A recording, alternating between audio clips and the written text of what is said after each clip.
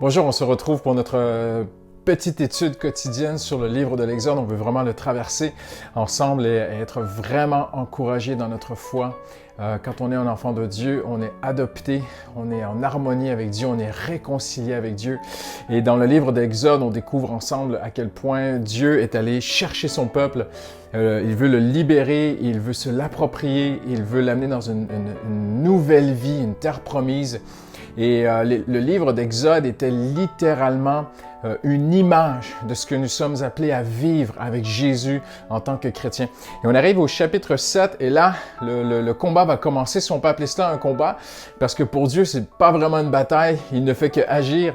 Il est souverain et ce qu'il dit arrive et les plaies vont commencer à s'installer en Égypte les unes après les autres. Et je ne veux pas trop rentrer dans les détails parce que ça serait vraiment... L'étude durerait plus que quelques minutes quotidiennement. Mais j'aimerais juste attirer votre attention sur deux pensées vraiment qui peuvent nous encourager dans notre foi. C'est que tout d'abord, plusieurs érudits de la parole de Dieu à travers les années, je pourrais même dire à travers les siècles, ont étudié la culture, les coutumes, les divinités, les croyances égyptiennes de cette très ancienne, la plus ancienne civilisation connue. Qui était un empire, l'Égypte, et on découvre en fait qu'à chaque fléau, eh bien, Dieu touche et Dieu humilie une divinité égyptienne. Les Égyptiens avaient vraiment une divinité pour les grenouilles, ils adoraient les grenouilles. Et la première plaie d'Égypte, vous pouvez peut-être trouver ça un peu rigolo, mais la première plaie d'Égypte, Dieu va humilier cette divinité. Le bâton changer en serpent, pareil aussi, c'est une divinité. L'eau changer en sang, le fléau numéro 1. Le Nil était adoré, même certains Égyptiens croyaient que le Nil était comme le sang qui coulait dans les veines d'une grande divinité spirituelle et tout ça. Et c'est comme si Dieu, si vous me permettez le mot, c'est pas dans un désir d'être grossier, mais c'est comme si Dieu a voulu, dans un premier temps, un peu, si je peux l'interpréter ainsi, écœurer les gens de leur propre divinité. On croyait, certains archéologues ont démontré qu'il y avait une divinité égyptienne et on croyait que le Nil et ses bras, et voilà, c'était un peu comme le sang qui coulait. Et bien Dieu dit, ok, eh bien je vais changer le Nil en sang. Vous aimez les grenouilles, vous adorez, vous vénérez les grenouilles, eh bien il y en aura partout. Vous en voulez des grenouilles, eh bien vous en aurez. Et je ne dis pas que Dieu ici manque d'amour et manque de grâce, mais il y a une chose est certaine, c'est que Dieu veut être notre seul vrai Dieu. Qu'est-ce qu'un Dieu aujourd'hui? Un Dieu, une divinité, que ce soit dans toutes les religions ou que ce soit dans la parole de Dieu, un Dieu ou Dieu lui-même, en fait, c'est cette personne qui est au-dessus, qui est dans une sphère surnaturelle, un monde au-dessus, un monde au-delà du nôtre, qui a des pouvoirs et des capacités qui dépassent nos capacités humaines.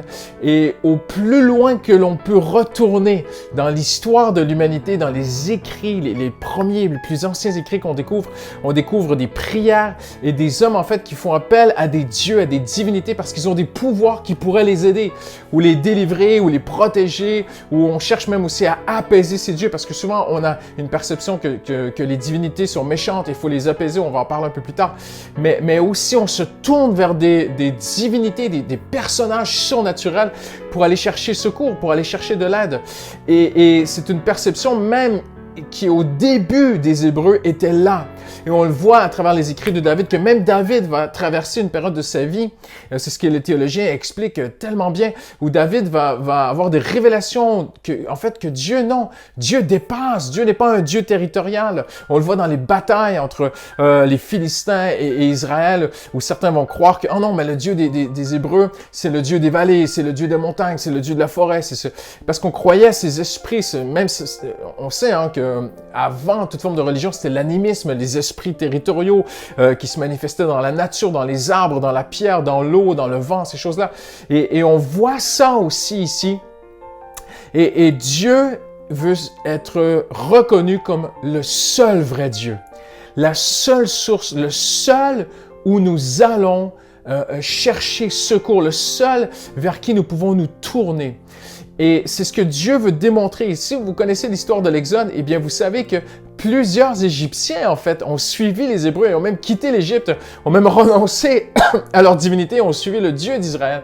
Et c'est une très belle image aussi de Dieu qui vient dans nos vies, qui vient dans votre vie peut-être aujourd'hui, et il veut toucher toute forme d'idolâtrie, toute forme d'idole. Et on le voit encore aujourd'hui, Dieu va humilier, que ce soit le Nil, quand on parle des mouches, que ce soit les mouches, que ce soit la mort du bétail, la grêle, la foudre.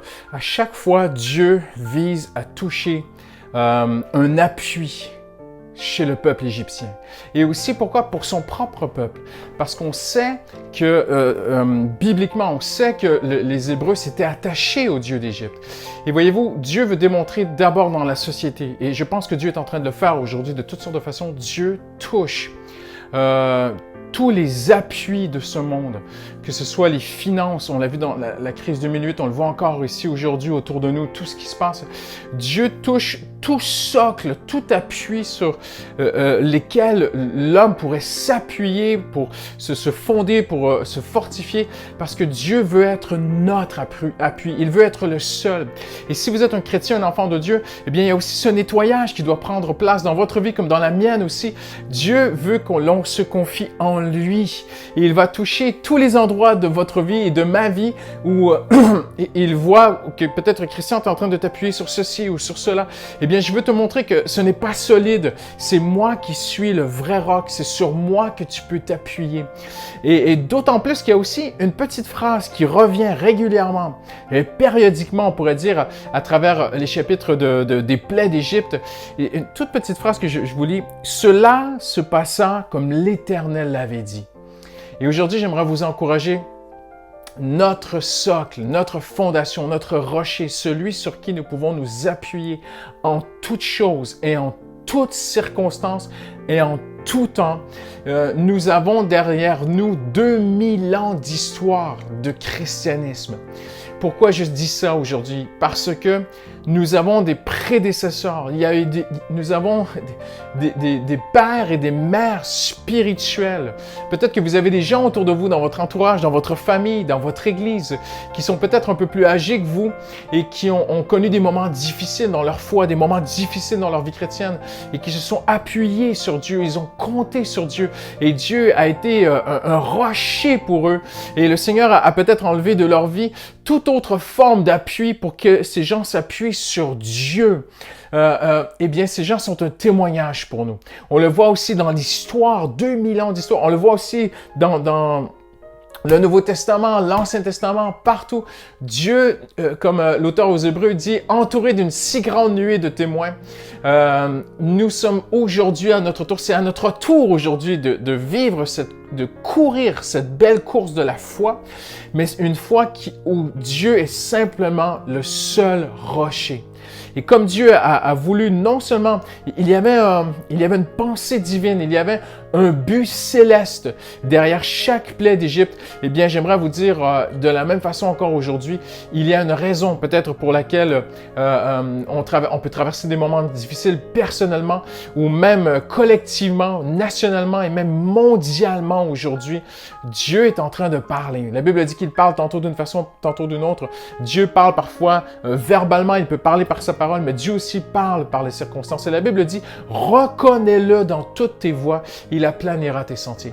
Et j'aimerais vous encourager aujourd'hui à reconnaître Dieu dans ce que vous vivez. Est-ce que Dieu est en train de vous montrer que un appui, ça peut être un homme. Il y a des gens vraiment il y a des épouses qui sont complètement accrochées à leur mari. Il y a des femmes qui sont complètement accrochées à un homme ou à une amitié ou à une famille. Est-ce qu'il y a quelque chose qui est, et je ne dis pas que le couple n'est pas important, au contraire, c'est important, la famille est précieuse. C'est pas ça du tout mon point. Mais sur quoi est-ce que vous vous appuyez? Sur qui est-ce que vous vous appuyez? Eh bien, le Seigneur va toucher à tous les appuis parce qu'il veut être votre seul appui. Il veut être votre seul rocher et il va toucher comme il l'a fait par le passé. Et comme il l'a fait ici dans les plaies d'Égypte, le Seigneur va toucher à tous les endroits de notre vie où ce n'est pas ce n'est pas sur lui que nous comptons. Nous avons une médecine extraordinaire en France aujourd'hui. Nous avons des soins extraordinaire dont plusieurs pays rêveraient d'avoir, mais il y a des limites à la médecine. Il y a des limites aux soins. On peut avoir une bonne situation économique, mais il y a des limites à s'appuyer sur les finances. Vous pouvez peut-être avoir une bonne caisse de retraite, de bonnes assurances personnelles, mais il y a des limites à toutes ces assurances humaines autour de nous. C'est important, c'est sans jouer de souscrire à des assurances vie, des assurances personnelles, à une caisse de retraite. Toutes ces choses-là sont sages, il n'y a pas de souci. Mais Dieu regarde au cœur. Est-ce que c'est lui au-dessus de tout et en toutes choses et pour toujours sur tous les sujets qui est mon socle, qui est mon rocher? C'est ce que Dieu cherche. Merci, excellente journée.